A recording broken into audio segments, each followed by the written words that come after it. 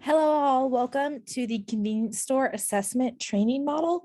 We will be following the NEMCS assessment tool, and that stands for Nutritional Environmental Measures Convenience Store Edition. So let's get started.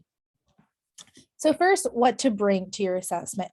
If you're doing it on paper, you'll need a full printed out version of the assessment.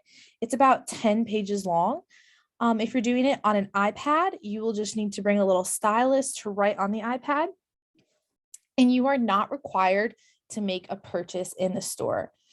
You can just complete your assessment and leave. But of course, if you want to buy something, you can. How to approach the store clerk. Now, this is really, really important. I've been completing a lot of assessments here in the upstate. And at first I was not telling the clerk that I was there, and I was just kind of going through doing it. And a few approached me asking me what I was doing. I even had some instances where other customers were asking me what I was doing. So it's just really important to make yourself known. And I would just say something like, hello, I'm a student at Clemson University. I'm doing a project on food prices in our state. And I would just be like, is it okay if I write down a few prices of some items? And they would always say yes. And they were always more than willing to help answer any questions that I had. How to deal with an unmarked item. So sometimes, especially at the dollar stores, you'll see items just on the shelves, and it can be kind of unorganized sometimes and doesn't exactly say a price. So what you can do in that situation is just make a note of it. And then at the end of your assessment, go to one of the store clerks and ask them the price of it, and they will always tell you.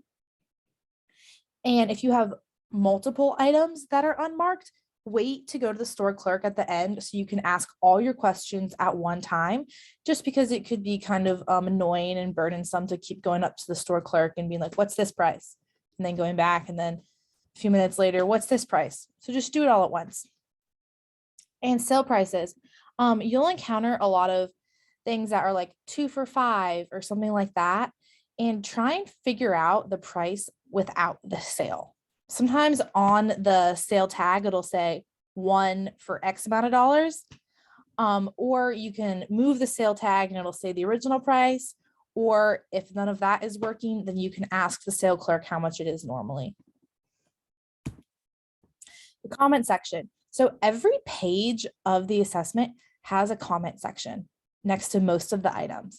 And there is nothing specific that you need to be writing here.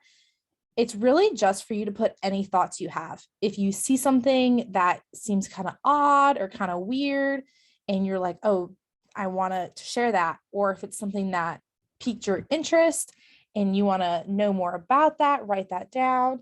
If really just anything that happened, just write it down. There's no such thing as a bad comment. Even if it's not relevant to our data, we still just want to hear it. And you never know, it could be something really, really important. So just feel free to write down. There's no pressure to make a lot of comments. If you make no comments at all, that's fine. If you make a comment on everything, that's also fine.